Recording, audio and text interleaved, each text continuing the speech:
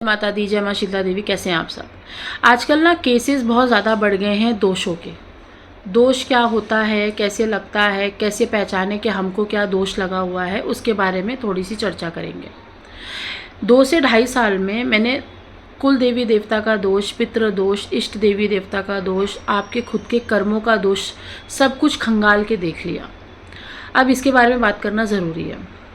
जब भी कुल देवी देवता का दोष लगता है तो आपके घर में हारी बीमारी ऐसी आ जाती है जो कभी सॉल्व नहीं होती है। दोष इस कारण भी लग सकता है कि किसी ने 3 पीढ़ी 4 पीढ़ी से आपकी कुल देवी देवता को हटा दिया है, अपने घर के राक्षसों को छोड़ दिया है, या आप किसी और ही कुल देवी देवता को पूज रहे हो, अपनी कुल देवी देवता को छोड़ के किसी और के देवी देवता को पूज रहे हो, तो भी आपके घर की मूल देवी चली जाती हैं और आप किसी की भी पूजा करते हो तो भी घर में नेगेटिविटी ही रहती है।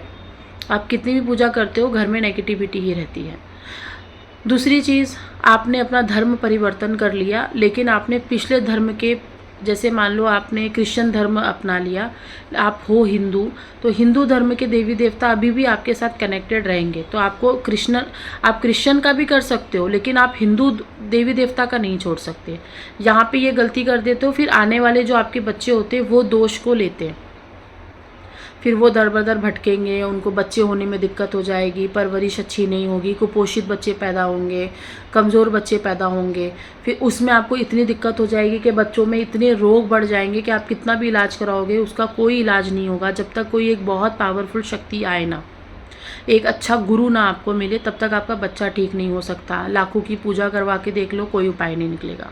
दुनिया पागल बनाती रहेगी कि नहीं आपके घर में तंत्र हुआ है, मंत्र हुआ है, जब बच्चा पेट में था तभी तंत्र मंत्र हो गया था। देखो, जब बच्चा पेट में होता है और ब्लैक एनर्जीज का साया होता है ना, तो बच्चा होने नहीं देती है, वो बच्चा होने ही नहीं देती है। ये जो आपको बच्चे होते हैं ना घर में, कुपोषित होते हैं, पहले लड़के हो रहे थे, फिर लड़की होनी शुरू हो गई, फिर लड़की भी होना बंद हो गई, घर में बच्चे आना ही बंद हो गए, कोई भी प्रेग्नेंट महिला है उसका डाइवोर्स हो जा रहा है, प्रेगनेंसी में ही डाइवोर्स हो जा रहा है, बच्चे गिर जा रहे हैं। अगर वो महिला बहुत पाठ पूजा वाली होगी और उसने ऐसे घर में शादी कर ली होगी जहाँ पे बहुत ज़्यादा कुल देवी देवता का दोष, पितरों का दोष होगा, और वो बहुत धार्मिक औरत होगी ना, तो जैसे ही वो प्रेग्नेंट होगी उसका डाइवोर्स की स्थिति बन जाती है। क्यों? क्योंकि माँ तो चाहती है कि ये बच्चा आए दुनिया में, लेकिन वो उस घर में रहेगी तो बच्चा पनप नहीं पाएगा। इसीलिए वो माँ क्या करती हैं, उनकी जो शक्ति है वो क्या करती है, वो घर से अलग कर देती है, उस व्यक्ति से, उस खानदान से अलग कर देती हैं, ताकि जो बच्चा पेट में है वो पनपे, वो इस दुनिया में आए, दुनिया में रहे, और जो मेरी बेटी है जिसने पाठ पूजा इतनी करी है उसके लिए एक सपोर्ट सिस्टम वो बनाकर चले। तो आप शायद ही ये सब चीज़ें समझ पाओगे। लेकिन दोष लगता कैसे है? गाली गलौज करने से, गलत बातें करने से, किसी धार्मिक व्यक्ति को उल्टा सीधा बोलने से। आजकल तो लोगों के ऊपर सवारी आती है ना, तो छोटे छोटे बच्चे लोग बहुत हंसते हैं, छोटे छोटे क्या, बुजुर्ग भी हंसते हैं, बहुत लोग मजाक उड़ाते हैं कि ये क्या नाटक हो रहा है, क्या ढकोसले हो रहे हैं। मैं कह रही हूँ नाटक कर रहे हैं ना, जो कर रहा है, अगर आपको लग रहा है नाटक हो रहा है तो होने दो, आप मत बोलो कुछ भी, आप अपना काम करो, वहाँ से चले जाओ।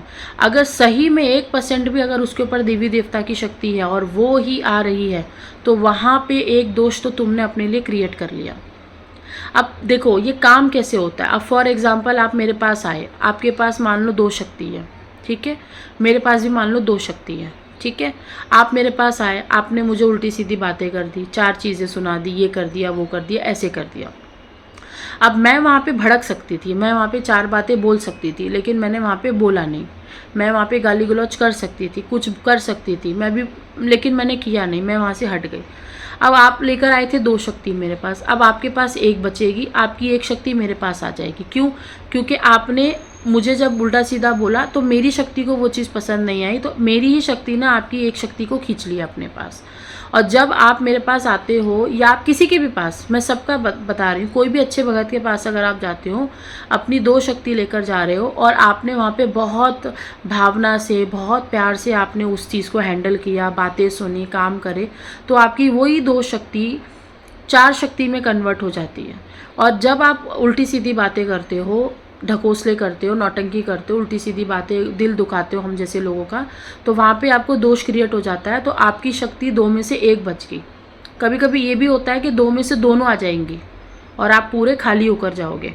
और फिर आप जहाँ 50,000 रुपये आप महीने का बरकत करते थे, फ़ायदा होता था, वहाँ पे आप अगले महीने देखोगे 20,000 हो जाएगा, 10,000 हो जाएगा, धीरे धीरे 5 पे हो जाएगा, धीरे धीरे 2 हो जाएगा, फिर कर्जे बढ़ने शुरू हो जाएंगे, बढ़ते बढ़ते बढ़ते बढ़ते बढ़ते बढ़ते आप एकदम ज़ीरो पे आ जाओगे आने वाले 1 से 2 साल में। फिर आप भटकोगे दरबार दरबार भक्तों के चक्कर में, फिर आप घूम फिर के आप मेरे पास आ रहे हो या किसी और भगत के पास जा रहे हो जो नेकी का है, फिर वो भगत आपको रियलाइज़ कराएगा कि याद कर तूने 2 साल पहले क्या गलती करी थी। तब जाके आपको याद आएगा कि हाँ मैंने ये गलती करी थी। अगर अच्छा भगत होगा तो वो ये भी बता देगा कि तूने किसी अच्छे इंसान का दिल दुखाया था और उसके बाद से ये नुकसान हो रहा है तेरा। और अगर वो भगत को आदेश आएंगे तब जाकर के वो आपको ठीक कर देगा, आपकी जो 2 शक्ति है वापस से बुलाएगा और आपके साथ कनेक्ट करा देगा या अपने पास से एक शक्ति आपको दे देगा।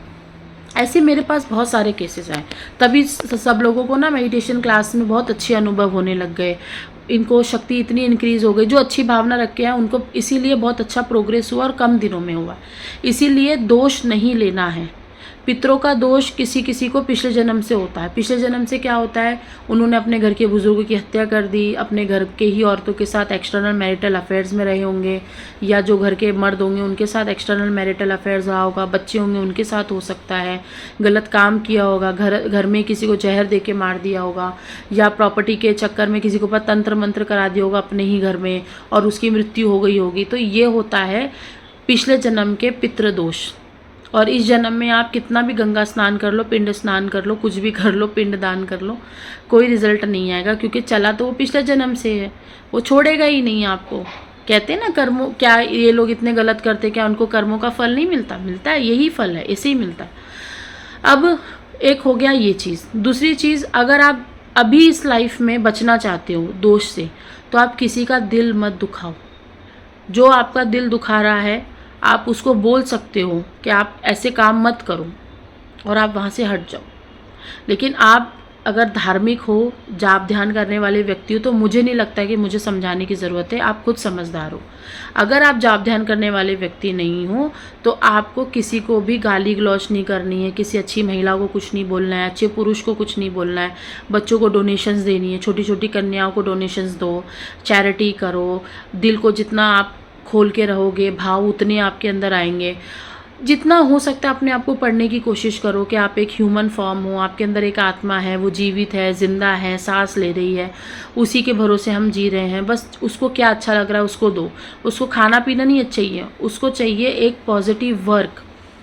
अब 24 घंटे में से 23 घंटे अपने लिए काम कर रहे हो तो कम से कम 1 घंटा अपनी आत्मा के लिए काम करो कि उसको क्या करने से अच्छा लग रहा है। तो ये सारी चीज़ें होती हैं, बहुत गंदी गंदी चीज़ें भी होती हैं, वो मैं नहीं बोलना चाहती हूँ अपने मुंह से, लेकिन आप समझ जाओ दोष कैसे क्रिएट होता है। गलत चीज़ें करना छोड़ दो। छोटी मोटी गलती हर किसी से होती रहती है, वो दोष क्रिएट नहीं करता।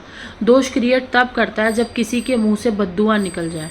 आप भले ही मुझे कुछ भी बोलो, मैंने आपको मुंह से नहीं बोला, लेकिन कहीं ना कहीं आपकी उस बातों ने, उस कड़वी बातों ने मेरे दिल में कहीं ना कहीं वो जहर बना दिया ना, वही दोष बनता है।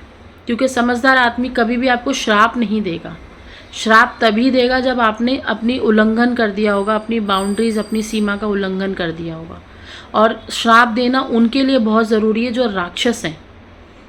तो एक सामने वाला व्यक्ति ही समझ सकता है किसको क्या कहना है, लेकिन आप अगर उतने समझदार नहीं हो तो ये वाले जितनी भी मैंने चीज़ें बताई हैं इसका आपको ध्यान रखना है। अपने बच्चों को भी बताना है कि ऐसे काम आपको नहीं करने हैं। एक्सटर्नल जो भी बातें चीज़ें चल रही हैं, क्योंकि बच्चे आजकल बहुत ज़्यादा फ़ोन यूज़ करते हैं, इस्तेमाल करते हैं, तो उनको ना ज़रूरत से ज़्यादा नॉलेज दे रहे हैं हम, तो ज़रूरत से ज़्यादा नॉलेज हानिकारक हो सकती है।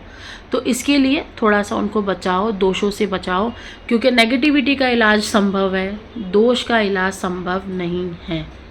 और दोष का इलाज संभव तभी होगा जब आपने अपने कर्मों द्वारा अपने दोष को ख़त्म करने की कोशिश की। तो आगे आने वाले समय में आपको कोई भगत अच्छा मिल गया तो मिल गया, नहीं तो वो भी बंद हो जाएगा। जय माता दी।